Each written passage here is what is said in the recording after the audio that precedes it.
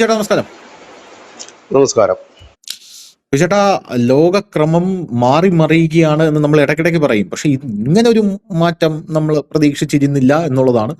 ഇത് വല്ലാണ്ടൊരു മാറ്റമായിപ്പോയി എന്നുള്ളതാണ്. കഴിഞ്ഞ ദിവസം ഇസ്രായേലിന്റെ പ്രതിനിധി നമ്മുടെ നാട്ടിൽ വന്നിട്ട് ഒരു കരാർ ഒപ്പുവെച്ചിട്ട് പോയി എന്നുള്ള വാർത്തകൾ നമ്മൾ കണ്ടു. അപ്പൊ ഈ കരാർ എന്താണെന്ന് ചോദിച്ചാൽ ഇത് രഹസ്യമായിട്ടുള്ള ഒരു സാധനമാണ്. കാരണം അതിന്റെ ഡീറ്റെയിൽസ് ഒന്നും പുറത്തു വന്നിട്ടില്ല എന്ന് നമ്മൾ നമ്മുടെ ചർച്ചയിൽ പറഞ്ഞതാണ്. പക്ഷെ ഇപ്പോ അതിന്റെ ഡീറ്റെയിൽസ് പുറത്തു വരുമ്പോൾ സത്യം പറഞ്ഞാൽ ഞെട്ടിക്കുന്ന സംഭവങ്ങളാണ് പുറത്തു വരുന്നത്.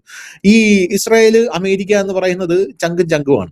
യവന്മാര് രണ്ടുപേരും കൂടെയാണ് ലോകത്തിലുള്ള എല്ലാ കാര്യങ്ങളും നിയന്ത്രിക്കുന്നതും നടത്തുന്നതും. അമേരിക്കയ്ക്ക് ഇസ്രായേൽ ഇല്ലാതെ നിലനിൽപ്പില്ല എന്നുള്ളത് നമുക്ക് എല്ലാവർക്കും അറിയാം. ഞാൻ ഈ ഇടയ്ക്ക് ഒരു ലേഖനം വായിച്ചപ്പോൾ ഇസ്രായേലിനെ എന്തുകൊണ്ട് അമേരിക്ക പിന്തുണയ്ക്കുന്നു, അമേരിക്കയ്ക്ക് പിന്തുണയ്ക്കാതെ നിവൃത്തിയില്ല. കാരണം ഇസ്രായേലിനെ പിന്തുണയ്ക്കാത്ത അവിടുത്തെ പ്രസിഡന്റുമാരെല്ലാം എങ്ങനെയാണ് തകർന്ന് തരിപ്പണമായി പോയത് എന്നതിനെ കുറിച്ച് വിശദമായിട്ട് ആ ലേഖനത്തിൽ ഉണ്ടായിരുന്നു. അതിനകത്ത് ഇസ്രായേലിൽ ഈ അമേരിക്കൻ പ്രസിഡന്റുമാരെ ഇസ്രായേൽ എങ്ങനെയാണ് പരിപാലിക്കുന്നത്, അവരെ ഇസ്രായേലാണ് സെലക്ട് ചെയ്യുന്നത് എന്നുള്ള രീതിയിലാണ് ആ ലേഖനം പോകുന്നത്. അപ്പൊ ഇപ്പൊ ട്രംപ് ഇസ്രായേലിന് എതിരല്ല, ഇസ്രായേലിനെ ഇടയ്ക്കിടയ്ക്ക് തെറി പറയുന്നുണ്ട്, ഇസ്രായേലിന്റെ ഇംഗിതങ്ങൾക്ക് വഴങ്ങുന്നില്ല. ആ ഒരു സാഹചര്യത്തിൽ ഇനി അമേരിക്കയെ മാത്രം ആശ്രയിക്കുന്നത് തങ്ങൾ നിർത്തുകയാണെന്നാണ് ഇസ്രായേൽ പറയുന്നത്. കാരണം ആയുധങ്ങൾ അമേരിക്കയെ മാത്രം ആശ്രയിച്ച് നമുക്ക് നിൽക്കാൻ പറ്റില്ല. ഈ അമേരിക്കയുടെ സ്ഥാനത്ത് ആരെയാണ് ഇസ്രായേൽ കാണുന്നത് എന്ന ചോദ്യത്തിന് ഇന്ത്യയാണ് അവർ കാണുന്നത് എന്നുള്ളതാണ്. ഇതൊരു വലിയ സംഭവമാണ്. കാരണം അമേരിക്കയെ മാറ്റി നിർത്തിയിട്ട് ആ ഭാഗത്തേക്ക് ഇസ്രായേൽ ഇന്ത്യയെ കൊണ്ടുവരിക എന്ന് പറഞ്ഞു കഴിഞ്ഞാൽ നമ്മുടെ രാജ്യത്തിന്റെ പവർ എന്താണ് എന്നാണ് അവിടെ അത് തെളിയിക്കുന്നത്. അപ്പോൾ നമുക്ക് സ്വന്തം ആയുധ വ്യവസായം കൂടുതൽ ശക്തമാക്കണം, നമുക്ക് സ്വന്തമായി എന്നാണ് അവർ പറയുന്നത്. എന്തുകൊണ്ട് ഇവരിങ്ങനെ പറയുന്നു എന്ന് പറഞ്ഞാൽ, ഇറാനുമായിട്ടുള്ള യുദ്ധകാലത്ത് അമേരിക്ക വലിയ സഹായം നൽകിയെങ്കിലും ഭാവിയിൽ അമേരിക്കയുടെ നയം മാറാം. ഒന്ന്. രണ്ടാമത്തെ കാര്യം, ആയുധ വിതരണം വൈകാം, രാഷ്ട്രീയ സമ്മർദ്ദം ഉണ്ടാകാം എന്നുള്ളതാണ് ഇവരുടെ പ്രധാനപ്പെട്ട കാര്യം എന്ന് പറയുന്നത്. അതുകൊണ്ട് നെതന്യാഹുവിന്റെ നിലപാടെന്ന് പറയുന്നത് ഇസ്രായേലിന് സ്വന്തമായി ആയുധം നിർമ്മിക്കാൻ കഴിയണം, അത് കൂടുതലായിട്ട് നിർമ്മിക്കാൻ കഴിയണം, അമേരിക്ക ആശ്രയിക്കരുത്. ഇതിനായി അടുത്ത 10 വർഷത്തിൽ ഏകദേശം 350 ബില്യൺ ഷെക്കൽ, അതായത് 110 ബില്യൺ ഡോളറാണ് ഇസ്രായേൽ ചെലവിടാനാണ് ഇസ്രായേൽ ഇതിൽ അടുത്ത 10 വർഷത്തിൽ തീരുമാനിച്ചിരിക്കുന്നത്. ഇന്ത്യയാണ് അവർ പങ്കാളിയായിട്ട് കണ്ടിരിക്കുന്നത്. അപ്പൊ ഇതിൽ ഇന്ത്യക്ക് എന്താണ് സംഭവം എന്ന് പറഞ്ഞു കഴിഞ്ഞാൽ, ഇതാണ് ഈ വാർത്തയിലെ ക്രക്സ് എന്ന് പറയുന്ന ഒരു പ്രധാനപ്പെട്ട ഭാഗം. ഇന്ത്യയിൽ ജോയിന്റ് വെഞ്ചർ കമ്പനികൾ തുടങ്ങാൻ പോവുകയാണ് ഇസ്രായേൽ എന്ന് പറയുന്നത്. ഏറ്റവും വലിയ രസകരമായിട്ടുള്ള കാര്യം എന്ന് പറഞ്ഞാൽ അതിലൊന്ന് തമിഴ്നാട്ടിലാണ്. തമിഴ്നാട്ടിൽ വിജയ്, നമ്മുടെ IUML, മുസ്ലിം ലീഗ്, കോൺഗ്രസ്, ഇവരുടെ എല്ലാം സഹായത്തോടെയാണ് വിജയ് അവിടെ ഭരിക്കുന്നത്. ഈ വിജയ് ആണ് റഡാർ കമ്പനികൾ ഇവിടെ തുടങ്ങാമെന്ന് പറഞ്ഞ് ഇസ്രായേലിനെ അങ്ങോട്ടേക്ക് ക്ഷണിച്ചിരിക്കുന്നത്. ഇസ്രായേൽ 2027 അതവിടെ തുടങ്ങും. അപ്പോ വിജയുടെ ഒരു വിരോധാഭാസം ആലോചിച്ച് നോക്കണം. സ്റ്റുഡിയോ എന്തുകൊണ്ടാണ് അവന്മാർ ബഹിഷ്കരിക്കുന്നത്? ആ ഉടുപ്പിൽ കൊച്ചുകുട്ടികളുടെ ചോരയുണ്ട് ഗാസയില്. ഇപ്പൊ ആരാണ് അവിടെ ഗാസയിലെ കൊച്ചുകുട്ടികളെ നിരീക്ഷിക്കാനും റഡാറിൽ നിർത്താനുമായിട്ട് ഇതൊക്കെ നിർമ്മിച്ചു കൊടുക്കുന്നത്? അത് IUML നമ്മളാണ് ഇപ്പൊ അത് നിർമ്മിക്കാൻ പോകുന്നത്. ഇതാണ് വിരോധാഭാസം. അത് രാഹുൽ ഗാന്ധി മെനങ്ങാന്ന് പറയുന്ന ഒരു പ്രസ്താവന ഞാൻ കേട്ടതാണ്. ലെബനനിൽ നടക്കുന്ന ആക്രമണത്തിൽ എന്തുകൊണ്ട് നരേന്ദ്രമോദി മിണ്ടുന്നില്ല? രാഹുൽ ഗാന്ധി പറയുകയാണ്. ഈ രാഹുൽ ഗാന്ധി ഭരിക്കുന്ന കോൺഗ്രസ് ആണ് ഇപ്പോൾ ഇസ്രായേൽ റഡാർ ഉണ്ടാക്കാനുള്ള കമ്പനി തുടങ്ങാനുള്ള എല്ലാ സംവിധാനവും ചെയ്തു കൊടുക്കുന്നത്. അപ്പോ ഇന്ത്യയിൽ ഇവർ മിസൈൽ നിർമ്മിക്കും, റഡാർ നിർമ്മിക്കും, ഡ്രോൺ നിർമ്മിക്കും, ഇലക്ട്രോണിക് വാർഫെയർ സംവിധാനങ്ങൾ നിർമ്മിക്കും, അങ്ങനെയുള്ള പ്രതിരോധ സംവിധാനങ്ങളെല്ലാം നിർമ്മിക്കും. ഇതിൽ ഇന്ത്യക്കുള്ള ഏറ്റവും വലിയ നേട്ടം ഇസ്രായേലിന്റെ ഉയർന്ന നിലവാരത്തിലുള്ള സാങ്കേതിക വിദ്യ നമ്മുടെ കയ്യിലേക്ക് എത്തുകയാണ് എന്നുള്ളതാണ്. ഇന്ത്യയുടെ പ്രതിരോധ കയറ്റുമതി വർദ്ധിക്കും. സ്വാഭാവികമായിട്ടും അമേരിക്ക യൂറോപ്പിനെ മാത്രം ആശ്രയിക്കാതെ ഇന്ത്യ ഇസ്രായേൽ പ്രതിരോധം അവരെക്കാട്ടിലും മുമ്പിലേക്ക് പോകുമെന്നുള്ളതാണ്. അപ്പൊ ഇന്ത്യ ഇപ്പം നിലവിൽ റഷ്യ, ഇസ്രായേല്, പിന്നെ UK പ്രതിരോധ സഹകരണം ശക്തമാക്കാനുള്ള ഒരു വാർത്ത ഞാൻ ഇന്ന് രാവിലെ കണ്ടു. അതിന്റെ കൂട്ടത്തിൽ ഫ്രാൻസ് ഇങ്ങനെയുള്ള ലോക രാജ്യങ്ങളുമായിട്ടുള്ള കരാറുകളിൽ ഏർപ്പെടുമ്പോൾ ഏറ്റവും പ്രധാനപ്പെട്ട ഒരു കരാറായിട്ട് അടുത്ത 10 വർഷത്തിനുള്ളിൽ ഇസ്രായേലും ഇന്ത്യയും തമ്മിലുള്ള കരാർ മാറുമെന്നുള്ള കാര്യത്തിൽ തർക്കമില്ല. അപ്പൊ ഇസ്രായേലിന്റെ സാങ്കേതിക നമ്മൾക്ക് ലഭിക്കുമ്പോൾ നമ്മൾ ഏഷ്യയിലെ തന്നെ ഒരു വൻ പവർ അല്ല, നമ്പർ 1 ശക്തിയായി മാറുമെന്നുള്ള കാര്യത്തിലും തർക്കമില്ല. ചൈനയൊക്കെ നമുക്ക് പുഷ്പം പോലെ നേരിടാൻ സാധിക്കുമെന്നുള്ള ഒരു ടോക്ക് ഇപ്പൊ തന്നെ നിരീക്ഷകർക്കിടയിൽ, ഡിഫൻസ് അനലിസ്റ്റുകൾക്കിടയിൽ വന്നിട്ടുണ്ട്. എങ്ങനെയായിരിക്കും ഈ കരാർ നമ്മളെ രാജ്യത്തെ വളർത്താൻ പോകുന്നത്? നമ്മുടെ രാഷ്ട്രീയ ഭൂമികയിൽ ഇത് എത്രത്തോളം ഒരു ചലനമുണ്ടാക്കും? ഓപ്പറേഷൻ സിന്ദൂറിന് ശേഷം നമ്മൾ തമ്മിൽ ഇരുന്ന് ഇതേപോലെ ഒരു അനാലിസിസിൽ ഈ വിഷയം വളരെ സമഗ്രമായി ചർച്ച ചെയ്തു. അത് നമ്മൾ പറയുകയുണ്ടായി, ഇസ്രായേൽ ഇനി ഏറ്റവും കൂടുതൽ ഇൻവെസ്റ്റ്മെന്റ് നടത്താൻ പോകുന്ന രാജ്യം ഇന്ത്യ ആയിരിക്കും. കാരണം അവരെ സംബന്ധിച്ച് അത് അനിവാര്യമായ ഒരു ഘട്ടത്തിലേക്ക് അവർ കടന്നിരിക്കുന്നു. ഇവിടെ മറ്റൊരു രസകരമായ കാര്യമുണ്ട്. അമേരിക്ക എപ്പോഴും പറയുന്നത് ഞങ്ങളുടെ ഒരു സ്റ്റേറ്റാണ് ഇസ്രായേൽ എന്നാണ് പറയുന്നത്. കാരണം അവരുടെ സ്റ്റേറ്റുകളിൽ ഒന്നാണ് ഇസ്രായേൽ എന്നാണ് പറയുന്നത്. പക്ഷേ ഇസ്രായേൽ എക്കാലവും പറയുന്നത് ഞങ്ങളുടെ ഒരു ഭാഗമാണ് അമേരിക്ക, ഞങ്ങളുടെ സ്റ്റേറ്റാണ് അമേരിക്ക എന്നാണ് പറയുന്നത്. ഇവർ അങ്ങനെയാണ് പറഞ്ഞുകൊണ്ടിരിക്കുന്നത്. അവർ പറയുന്നത് ഞങ്ങളുടെയാണ്, ഇവർ പറയുന്നത് നിങ്ങളുടെ. അത്രയും ബന്ധമാണ് ഇവർ. അതിനെ സൂചിപ്പിക്കാനാണ് നമ്മൾ ഈ വാക്കുകൾ ഉപയോഗിക്കുന്നത്. അപ്പോൾ ഇസ്രായേലിനെ സംബന്ധിച്ച് അവരുടെ ഒരു ക്ലൈമാക്സിലേക്ക് എത്തുന്ന സമയത്താണ് ഇപ്പോൾ അവർ നിൽക്കുന്നത്. ഇപ്പോൾ ഇറാനും ഇസ്രായേലും തമ്മിലുള്ള ഇപ്പോൾ ഈ ഒരു ക്ലാഷോടെ കഴിഞ്ഞാൽ അടുത്തൊരു ക്ലാഷിലേക്ക് പോകുമ്പോൾ ഇതുപോലെ ആയിരിക്കത്തില്ല ശാക്തിക ചേരികൾ. അത് ഇസ്രായേൽ നന്നായി അറിയാം. കാരണം അമേരിക്ക എന്ന് പറയുന്ന രാജ്യത്തിന്റെ ആ ഒരു ചുവടുമാറ്റം, ഈ രാഷ്ട്രീയപരമായ കാരണങ്ങൾ ഒരു വലിയ പങ്ക് വഹിക്കുന്നുണ്ട് ഇതിനകത്ത്. ഇപ്പോൾ ഇസ്രായേലിന്റെ ഇപ്പൊ ട്രംപ് തെറ്റാണ്ടായ കാരണം ട്രംപിന് വളരെ ഇഷ്ടപ്പെട്ട ഒരു നേതാവ് തന്നെയാണ്. എന്തുകൊണ്ട് തെറ്റുന്നു എന്ന് ചോദിച്ചു കഴിഞ്ഞാൽ ട്രംപ് ഇപ്പോൾ ആകെ പെട്ടു നിൽക്കുന്ന ഒരു സാഹചര്യമാണ്. കാരണം ഈ യുദ്ധത്തിന് പോയിട്ട് വലിയ കടം വരുത്തി വെച്ചു, ആകപ്പാടെ പൊളിഞ്ഞടുങ്ങി നിൽക്കുന്നു. അതിൻ്റെ ഇടയ്ക്ക് ഇത് ഒരു പരുവത്തിൽ കൊണ്ടത് പുള്ളി ഈ സമാധാന കരാർ എവിടേക്കോ കൊണ്ട് എത്തിക്കാനുള്ള ശ്രമത്തിലാണ്. അതിൻ്റെ ഇടയിൽ ലെബനനിൽ കൊണ്ടുവന്ന് ഇസ്രായേൽ ബോംബിടുമ്പോഴത്തേക്ക് ഇത് ഓരോ വട്ടം ചർച്ചയ്ക്ക് വരുമ്പോഴത്തേനും ഇവന്മാര് അലമ്പായി പോകുന്ന ഒരു സാഹചര്യം വരുന്നുണ്ട്. ഈ ഒരു സാഹചര്യം ഒക്കെ അതിനകത്തുണ്ട്. അത് മാത്രവുമല്ല, ഈ അടുത്ത് അമേരിക്കയുടെ നിലപാട് അമേരിക്ക മാറ്റിയിട്ടുണ്ട്. കഴിഞ്ഞ ദിവസവും നാറ്റോ രാജ്യങ്ങളെ ട്രംപ് വല്ലാതെ കുറ്റപ്പെടുത്തിയിട്ടുണ്ട്. നിങ്ങൾ ഞങ്ങളോടൊപ്പം നിന്നില്ല ഇറാൻ യുദ്ധത്തിൽ, ഇതിന്റെ മുഴുവൻ കഷ്ടനഷ്ടങ്ങൾ ഞങ്ങൾ അനുഭവിക്കേണ്ടതായി വന്നു, അതുകൊണ്ട് ഞങ്ങൾ നിങ്ങൾക്ക് ഇനി ഒരു കുന്തവും തരത്തില്ല എന്നാണ് പറഞ്ഞത്. സാധാരണഗതിയിൽ ഇത് അമേരിക്ക ഇപ്പോൾ പുതിയതായിട്ട് ട്രംപ് വന്നിട്ട് ആലോചിക്കുന്ന ഒരു പോളിസിയല്ല, അമേരിക്ക വളരെ കാലമായി ആലോചിക്കുന്ന ഒരു പോളിസിയാണ്. കാരണം ഈ നാറ്റോ രാജ്യങ്ങൾക്ക് വലിയ രീതിയിൽ തന്നെ അമേരിക്കൻ ബഡ്ജറ്റിൽ പണം വകയിരുത്തുന്നുണ്ട്, ഇസ്രായേലിനും അവർ നൽകുന്നുണ്ട്. അതിനും മറ്റു കാരണങ്ങളുണ്ട്. പക്ഷെ ഈ നാറ്റോ സഖ്യങ്ങൾക്കുള്ള ആയുധങ്ങളും മറ്റും നൽകുന്നതിലും ഒക്കെ അവർക്കൊരു ഭീമമായ തുക വരുന്നുണ്ട്. അപ്പൊ അത് ഇവരിൽ നിന്ന് ഈടാക്കണം എന്നുള്ള ഒരു വലിയ ചിന്താഗതിയും ഇല്ലെങ്കിൽ അങ്ങനത്തെ ഒരു നിലപാടുകൾ അവർ നേരത്തെ മുതലേ എടുക്കുന്നതാണ്. അതിന്റെ ഒരു ഭാഗമായിട്ടാണ് നിലപാട് കർശനമാക്കി പല യൂറോപ്യൻ നാറ്റോ രാജ്യങ്ങളും സ്വന്തമായിട്ട് ആയുധ വിപണി വികസിപ്പിക്കൽ, ആയുധം വികസിപ്പിക്കാനായിട്ട് ശ്രമിക്കുന്നതൊക്കെ നമ്മൾ കണ്ടതാണ്. സൈപ്രസും ഗ്രീസും അടക്കം ഇന്ത്യൻ ആയുധങ്ങൾ വാങ്ങിക്കൂട്ടും നമ്മൾ കാണുന്നുണ്ട്.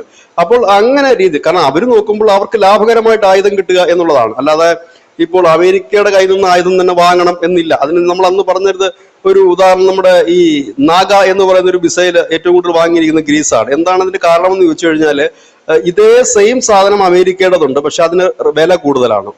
അതേ ക്വാളിറ്റിയും അതേ മാനദണ്ഡങ്ങളും ഇന്ത്യൻ മിസൈൽ പാലിക്കുന്നുണ്ട്, പക്ഷെ വില കുറവാണ്. അപ്പോൾ വില കുറഞ്ഞിടത്തു നിന്നും കൂടുതൽ വാങ്ങുക എന്നുള്ളതാണ്. അത് എല്ലാവരും ചെയ്യുന്ന ഒരു കാര്യം തന്നെയാണ്. അങ്ങനെയൊക്കെ പോകുന്നുണ്ട്. ഇവിടെ ശ്രദ്ധേയമായ ഒരു കാര്യം എന്ന് പറഞ്ഞു കഴിഞ്ഞാൽ എല്ലാവരും ഇപ്പോൾ നോക്കുന്ന സേഫ് ആയിട്ടൊരു ഇടമാണ് നോക്കുന്നത്. ഇസ്രായേലും അതാണ് നോക്കുന്നത്. ഇസ്രായേലിനെ സംബന്ധിച്ച് ഇനി വരുന്ന ഒരു യുദ്ധം ഒരുപക്ഷെ അവരെ സംബന്ധിച്ച് വളരെ നിർണായകമായ ഒരു യുദ്ധമായിരിക്കാം. ഒരുപക്ഷെ അമേരിക്കയുടെ ഒരു പൂർണ്ണ സഹകരണം അവർക്ക് ഒരുപക്ഷെ ലഭിച്ചില്ല എന്ന് വരാം. അവർക്കെതിരെ കൂടുതൽ രാജ്യങ്ങൾ അണിനിരന്നു എന്ന് വരാം. ഇങ്ങനെയൊക്കെ ഒരുപാട് കാര്യങ്ങൾ ഇസ്രായേലിനുണ്ട്. പിന്നെ ഇസ്രായേലിനെ സംബന്ധിച്ച് അവരുടെ എക്കാലത്തെയും വലിയ സ്വപ്നമാണ് ഈ ആഗോള വിപണിയിൽ അവരുടെ ആയുധങ്ങൾക്ക് വലിയ ഡിമാൻഡ് തന്നെയാണ്. എല്ലാ രാജ്യങ്ങളിലും വലിയ ഡിമാൻഡാണ്. പക്ഷെ ഒരു രാജ്യത്തിന് പ്രത്യക്ഷത്തിൽ ഇസ്രായേലിന്റെ ആയുധങ്ങൾ വാങ്ങാൻ കഴിയില്ല. കാരണം ഉപരോധമുണ്ട്. പിന്നെ ഇസ്രായേലിനെ പരസ്യമായിട്ട് തന്നെ തള്ളിപ്പറഞ്ഞ രാജ്യങ്ങളാണ് ബഹുഭൂരിപക്ഷം രാജ്യങ്ങളും. അവരെ അംഗീകരിക്കുന്ന രാജ്യങ്ങൾ വിരലെണ്ണാവുന്ന ഇന്ത്യ ഉൾപ്പെടെയുള്ള വളരെ ചുരുക്കം ചില രാജ്യങ്ങൾ മാത്രമേ ഉള്ളൂ. അപ്പോൾ തന്നെ ഇവരുടെ ഈ ആയുധ വിപണിയിലേക്ക് ഇവർക്ക് കടന്നു കയറാൻ കഴിയില്ല. പക്ഷേ ഇവരുടെ ടെക്നോളജി, ഇവരുടെ ആയുധങ്ങളൊക്കെ എല്ലാവർക്കും താല്പര്യമാണ്, ഇഷ്ടമാണ്. UAE ഈ അടുത്ത സമയങ്ങളിലാണ് അവരുടെ അയൺ ഡോമിന് വേണ്ടിയിട്ട് ചില ചർച്ചകളും മറ്റുമൊക്കെ നടത്തുകയുണ്ടായി, UAEയുടെ അവിടെ സുരക്ഷയ്ക്ക് വേണ്ടിയിട്ടൊക്കെ. അപ്പൊ അങ്ങനെ നിക്കക്കള്ളി ഇല്ലാതെ വരുമ്പോൾ വല്ലതും ചെയ്തു എന്നുള്ളതല്ലാതെ ഒരു ബൾക്കായിട്ട് പോകുന്നില്ല. ഒന്നാമത്തെ കാര്യം. രണ്ടാമത്തെ കാര്യം എന്ന് വെച്ചാൽ ഇവർക്ക് ഇൻവെസ്റ്റ് ചെയ്യാനായിട്ട് ചൈനയിൽ ഉൾപ്പെടെ ഇവർക്ക് ഇൻവെസ്റ്റ്മെന്റ് ഉണ്ടായിരുന്നു. അതെല്ലാം ഇവർ പതുക്കെ പിൻവലിക്കുന്നു. നമ്മൾ കണ്ടതാണ് ഈ ഓപ്പറേഷൻ സിന്ദൂറിന് ശേഷം വലിയ രീതിയിൽ തന്നെ ഈ ഇസ്രായേലിന്റെ ഫണ്ടുകൾ, ഇൻവെസ്റ്റേഴ്സ് ഇന്ത്യയിലേക്ക് എത്തുന്ന കാഴ്ച. അത് ആയുധ വിപണിയിൽ മാത്രമല്ല, ഫാർമസ്യൂട്ടിക്കൽ രംഗത്തായാലും ഒപ്പം തന്നെ ഈ പറയുന്ന കാർഷിക രംഗത്ത് വലിയ രീതിയിലുള്ള സഹകരണം ഇപ്പോൾ തന്നെ ഉണ്ട്. ഉത്തർപ്രദേശിലും ഗുജറാത്തിലും രാജസ്ഥാനിലും അടക്കമുള്ള ഈ സൊസൈറ്റികൾക്കടക്കം വലിയ രീതിയിൽ തന്നെ അവരുടെ ജോയിന്റ് വെഞ്ചറായിട്ട് ചെയ്യുന്നതുകൊണ്ട് അല്ലാതെയുമുണ്ട്. ധാരാളം ഇടങ്ങൾ ഇപ്പോൾ തന്നെ നിലവിലുണ്ട്. അപ്പോൾ അവർ നോക്കുന്നത് കുറച്ചുകൂടെ സേഫ് ആയിട്ടൊരു സ്ഥലം ഇന്ത്യയാണ്. അപ്പൊ ഇവിടെ നിന്ന് ഇന്ത്യയുമായി ചേർന്ന ആയുധങ്ങൾ നിർമ്മിച്ചു കഴിഞ്ഞാൽ അവർക്കത് മാർക്കറ്റിൽ വിറ്റഴിക്കാൻ കൂടി എളുപ്പമായിരിക്കും. കാരണം ആയുധം നിർമ്മിക്കുക എന്ന് മാത്രമല്ല, കച്ചവടം കൂടി ഇതിനകത്തുണ്ടല്ലോ, ലാഭം കൂടി വേണമല്ലോ. കാരണം കഴിഞ്ഞ തവണ നരേന്ദ്രമോദി പോയപ്പോൾ ഇത് പെട്ടെന്ന് പോയ സന്ദർശനമല്ല, ഇറാന്റെ അടിക്ക് തൊട്ടുമുമ്പ് പോയ സന്ദർശനമല്ല, അതിന് മുമ്പ് പോയ ഒരു സന്ദർശനത്തിൽ 22 ഇന്ത്യൻ കമ്പനികളെയും കൊണ്ടാണ് പോയത്. അതിനുശേഷം 22 ഇന്ത്യൻ കമ്പനികൾ എന്ന് പറയുമ്പോൾ ഈ 22 ഇന്ത്യൻ കമ്പനികളും ആയുധ നിർമ്മാണ കമ്പനികൾ തന്നെ ആയിരുന്നു. അതിൽ ടാറ്റയുണ്ട്, വലിയ കമ്പനികളല്ല, അദാനിയുടെ ഉണ്ട്, എല്ലാ കമ്പനികളുമുണ്ട്. ഇസ്രായേലിൽ നിന്നുള്ള 29 കമ്പനിയുടെ പ്രതിനിധികളും അതിൽ ആ ചർച്ചയിൽ പങ്കെടുത്തിരുന്നു. അവരും ഈ ആയുധം എന്ന് പറഞ്ഞാൽ പല വെപ്പൺസിന്റെ പാർട്സ് ഇങ്ങനെയൊക്കെ നിർമ്മിക്കുന്ന കമ്പനികളാണ്.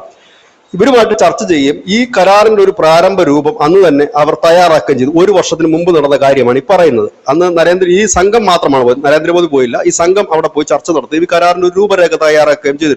ആ രൂപരേഖയുടെ ഒരു യഥാർത്ഥ പിക്ചറാണ് ഇപ്പോൾ കഴിഞ്ഞ ദിവസം ഒപ്പിട്ടത്. അന്ന് തന്നെ നമ്മൾ കേട്ട വാർത്ത 60,000 കോടി രൂപയുടെ കരാർ അവർ പബ്ലിക്കായിട്ട് പറയുകയുണ്ട്. 60,000 കോടി രൂപയുടെ കരാർ ഞങ്ങൾ ഇപ്പോൾ ഒപ്പുവെച്ചിട്ടുണ്ടെന്ന്.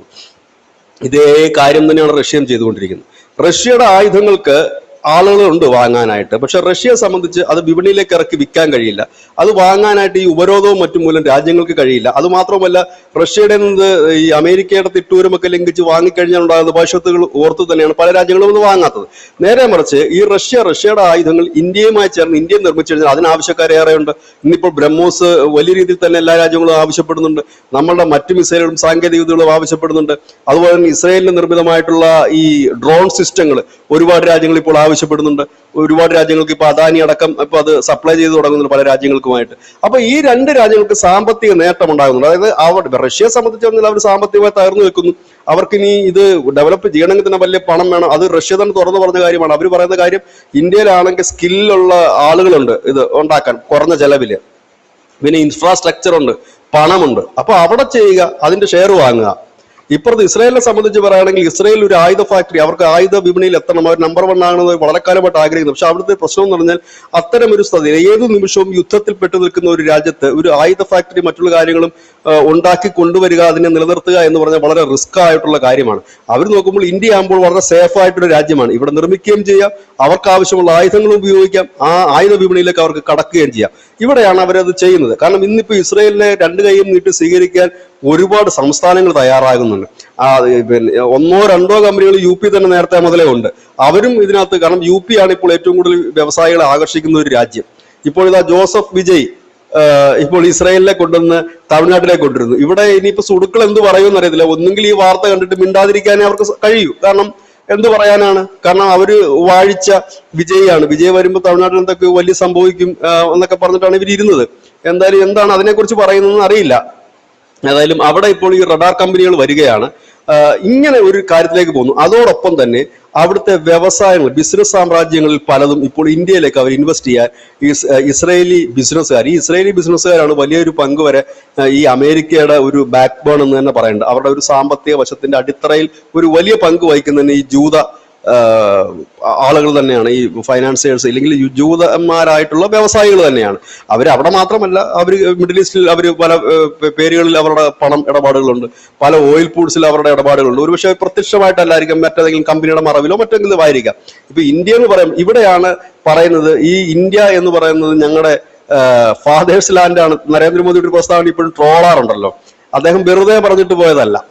അദ്ദേഹം പറഞ്ഞത് മദർ ഫാദർ ഒരു പ്രയോഗം അദ്ദേഹം അവിടെ കൗൺസിൽ നടത്തുകയുണ്ടായി. അത് അവരുടെ ഒരു സെനറ്റിൽ നടത്തുകയുണ്ടായി. അത് അദ്ദേഹം വെറുതെ പറഞ്ഞു പോയ കാര്യമല്ല. കാരണം ഇതും കൂടി മുൻകൂട്ടി കണ്ടുകൊണ്ട് തന്നെയാണ് അദ്ദേഹം അത് പറഞ്ഞത്. കാരണം നമ്മള് അമ്മ വീട് ഇല്ലെങ്കിൽ അച്ഛൻ വീട് എന്ന് പറയുമ്പോൾ നമുക്ക് ഉണ്ടാകുന്ന ഒരു സ്വാതന്ത്ര്യമുണ്ടല്ലോ. നമ്മുടെ തന്നെ വീടുകൾ തന്നെയാണല്ലോ. നമ്മളിപ്പോൾ എവിടെ മാറി താമസിച്ചാൽ ഇത് നമ്മുടെ അച്ഛന്റെ വീടാണ്, ഇത് നമ്മുടെ അമ്മയുടെ വീടാണ് എന്ന് പറഞ്ഞു കഴിയുമ്പോൾ നമുക്കുണ്ടാകുന്ന സ്വാതന്ത്ര്യം ഇല്ലെങ്കിൽ അതിന്റെ സേഫ്റ്റി, അത് തന്നെയാണ് അദ്ദേഹം ഉദ്ദേശിച്ചത്. അന്ന് അദ്ദേഹം പറഞ്ഞതിന് ട്രോളാക്കിയവര് ഇന്ന് ഈ വാർത്ത കൂടി ചേർത്ത് വായിക്കണം. അതായത് ഇസ്രായേൽ അവരുടെ അടുത്ത, അതായത് സെക്കൻഡ് ഒപ്പീനിയൻ രാജ്യമായിട്ട്, ഇല്ലെങ്കിൽ അവരുടെ മദർ ലാൻഡായിട്ട്, ഇല്ലെങ്കിൽ അവരുടെ ഫാദർ ലാൻഡായിട്ട്, ഇല്ലെങ്കിൽ അവരുടെ അടുത്ത ലാൻഡായിട്ട് അവർ കാണുന്നത് ഇന്ത്യയാണ്. അതായത് അവരുടെ ഇൻവെസ്റ്റ്മെന്റ് ആയാലും അവരുടെ ഈ ആയുധ ഫാക്ടറികളായാലും ഒക്കെ അവർ ഇന്ത്യയിലേക്ക് പതുക്കെ പതുക്കെ ഷിഫ്റ്റ് ചെയ്യുന്നു. അങ്ങനെ ഷിഫ്റ്റ് ചെയ്യണമെങ്കിൽ നമ്മുടെ രാജ്യത്തെക്കുറിച്ച് അവർക്കൊരു ട്രസ്റ്റ് ഉണ്ടായിരിക്കണം. നമ്മുടെ രാജ്യത്തെക്കുറിച്ച് അവർക്കൊരു ഒരു ലക്ഷ്യം ഉണ്ടാകണം. ഇനി വരാൻ പോകുന്നത് ഈ രാജ്യത്തിന്റെ ഉയർച്ചയായിരിക്കും, ഇവർക്ക് ഇത് കഴിയൂ എന്നൊരു തോന്നലുണ്ടാകണം. ഇതൊക്കെ കൊണ്ട് തന്നെയാണ് അവർ വരുന്നത്. ഇവിടെ റഷ്യ കൂടി വരുന്നു എന്നുള്ളതാണ്. ഇനി ഫ്രാൻസുമായിട്ട് ഇപ്പോൾ നമ്മൾ വലിയ രീതിയിൽ തന്നെയാണ് നമ്മളുടെ ഈ വിമാനത്തിന്റെ മറ്റുമൊക്കെ. കാരണം ഇപ്പോൾ UK കേസ് വരുമ്പോഴത്തേക്കും അതിൽ വളരെ നാളുകളായിട്ട് അവരുടെ ഈ ജെറ്റ് എഞ്ചിനുകളും മറ്റുമൊന്നും നമ്മൾ അവരുടെ കയ്യിൽ നിന്ന് വലിയ രീതിയിൽ വാങ്ങുന്നുണ്ടായിരുന്നില്ല. അതിനകത്ത് ഇപ്പം ഈ അമേരിക്കയുടെ കയ്യിൽ നിന്ന് ഇപ്പോൾ തീരെ കുറഞ്ഞിരിക്കുന്നു എന്നുള്ളതാണ്, ഇല്ല എന്നൊക്കെ തന്നെ വേണമെങ്കിൽ പറയാം. അപ്പം ലോകത്തെ ഏറ്റവും മികച്ച വിമാന എഞ്ചിനുകൾ ഉണ്ടാക്കുന്ന രാജ്യങ്ങളിലൊന്ന് UK ആണ്. അപ്പൊ അതൊക്കെ നിർത്തിവെച്ചിരുന്നതാണ്. ഇപ്പൊ ഈ വ്യാപാരക്കാരന്റെ ഒക്കെ പശ്ചാത്തലത്തിൽ അതിന് കൂടുതൽ ഇമ്പോർട്ടന്റ് കിട്ടും. ഇതൊക്കെ കണ്ടുകൊണ്ടൊക്കെ തന്നെയാണ് UK ഒക്കെ ഈ ഫ്രീ ട്രേഡിംഗ് കരാറിനും ഒക്കെ സമ്മതിക്കുന്നത്. കാരണം അതൊക്കെ എന്ന് പറഞ്ഞാൽ വലിയ ബൾക്ക് ഓർഡറുകളാണ്. അപ്പൊ അത്തരത്തിലേക്കും കൂടെ കാര്യങ്ങൾ നീങ്ങുന്നു. ഇവിടെ ശ്രദ്ധേയമായ കാര്യം, ലോകത്തെ 2 വൻ ശക്തികൾ ഇന്ത്യയിൽ അവരുടെ ഒരു പ്രധാന കേന്ദ്രമായി കാണുകയും ഇന്ത്യ വിശ്വാസത്തിൽ എടുത്തുകൊണ്ട് ലോക വിപണിയിലേക്ക് കടക്കാൻ കുതിക്കുകയും ചെയ്യുന്ന ഒരു വലിയ സംഭവമാണ് ഇപ്പോൾ നടന്നിരിക്കുന്നത്.